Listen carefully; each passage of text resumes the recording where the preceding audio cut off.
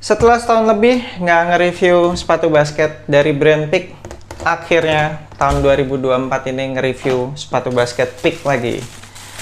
Dan kali ini yang gue review adalah Peak TP Cavalry. Ih, warnanya cakep ya.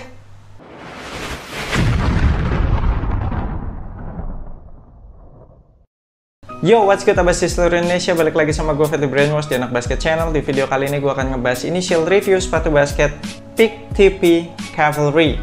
Dan sebelumnya gue mau ngucapin thank you banget buat teman-teman di Peak Indonesia yang udah ngirimin gue sepatu ini untuk di review. Appreciate it so much. Peak TP Cavalry ini cuma ada satu colorway yang masuk Indonesia.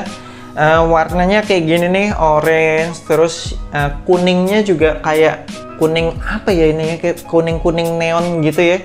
Terus ada warna pinknya. Ini perpaduan warna yang menurut gue jarang-jarang sih, iya nggak sih?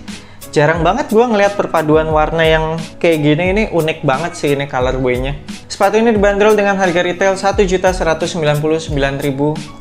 Dan abas kalian yang tertarik pengen kop sepatu ini bisa langsung ke website resminya Peak Indonesia. Nanti gue akan tinggalin link pembeliannya di deskripsi video bawah, cek aja di situ. So, material dan fitur-fitur apa aja yang ada di sepatu Peak TP Cavalry ini? Kita mulai dari outsole. Outsole-nya pakai bahan solid rubber. Terus traction pattern-nya tuh kayak apa ya? Ini kayak circular gitu ya. Biasanya sih traction pattern circular kayak gini tidak pernah mengecewakan karena dia multi-directional, mengcover ke segala arah. Dan kalau gue dorong-dorong traction pattern-nya ini keras-keras dan tebel-tebel gitu ya, dalam-dalam juga. Ini sih pastinya bakalan awet untuk penggunaan outdoor. Di bagian tengah outsole-nya itu di cut out dan ditunjukin ada shank plate di situ dari bahan TPU plastik. Ada tanda tangan Tony Parker di situ. Gua nggak tahu bahas kalian yang Gen Z, yang generasi sekarang masih tahu nggak nih sama Tony Parker. Terus di sekitar shank plate-nya itu ada tulisan Design in Beijing.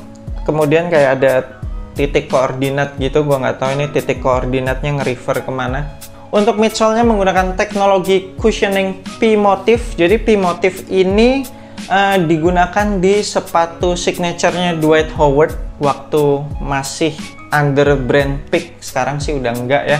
Dan kalau gue pencet-pencet P-Motifnya ini sih ya nggak terlalu empuk gitu, rada-rada stiff. Tapi seingat gue selama gue nge-review sepatu-sepatu basketnya Peak, nggak pernah ada yang sampai keras gitu sih cushioningnya. Rata-rata oke semua sih cushioningnya Peak.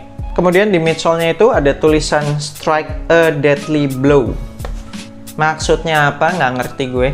Langsung lanjut upper materialnya aja. Material uppernya ini pakai bahan ripstop, bukan material favorit gue untuk upper gitu ya, karena ini tuh berasa plastiki. Kalau material ripstop kayak gini nih, denger aja tuh plastiki banget. Itu minusnya. Tapi untuk plusnya, material kayak gini tuh lebih durable, terus biasanya tahan air, kemudian lebih ngasih support juga. Makanya ini kalau gue pegang-pegang material uppernya tuh berasa tebel gitu, karena ada lapisan ripstopnya ini. Dan kalau kita lihat bawahnya sih kayak ada material mesh fabricnya lagi sih. Kemudian di bagian setengah ke belakang itu ada penggunaan material synthetic leather, terus juga ada penggunaan woven fabric gitu. Masih ada material fuse overlay lagi di beberapa area di bagian toe, kemudian di sekitaran punch hole.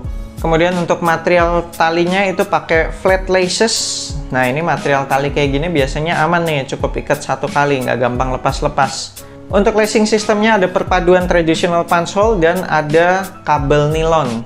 Ada tulisan tie up di belakang kabel nilonnya. Gue yakin tulisan tie up-nya ini ada hubungannya sama kabel-kabel nilon yang dihubungkan ke lacing system ini. Dan kalau dilihat ke bagian dalam sepatunya, ini kabel nilonnya ini ternyata beneran nyambung sampai ke bagian bawah sepatu. Jadi pastinya kalau kita ngencengin tali sepatunya, si kabel-kabel nilonnya ini bakalan ngasih kuncian dan support juga.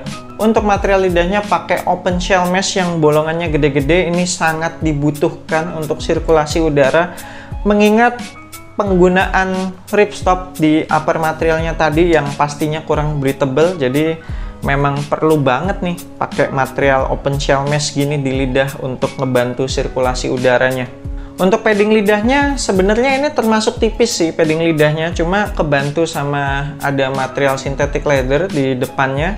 Nah, beda sama padding lidahnya, ini padded collarnya berasa istimewa. Ini padded collarnya tuh tebel, padet, terus kayak ada extra padding lagi tuh di bagian heel dan dibikin sculpted gitu, menjorok ke dalam. Ini bakalan ngasih kenyamanan di sekitaran pergelangan kaki dan memberikan kuncian di bagian heel. Untuk insole-nya bisa dicabut, insole-nya pakai Ortholite insole standar aja sih, nothing special. Di bawah insole-nya pun strobel board-nya juga standar gitu ya, yang strobel board keras-keras gitulah. Terakhir di bagian belakangnya itu ada internal TPU heel counter, tapi kalau gue pencet-pencet tidak sekeras kayak punya brand Nike gitu ya. Tapi sih ketinggian sama lebarnya oke sih, cukup, dan di bagian luarnya juga ditambahin sama material synthetic leather lagi, jadi memberikan kesan lebih kokoh.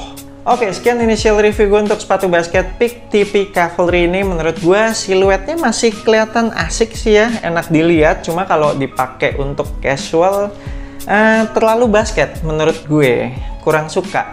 Apalagi dengan bentuk lidahnya yang tinggi banget kayak gini, gue berasa agak-agak kurang casual aja sih modelnya.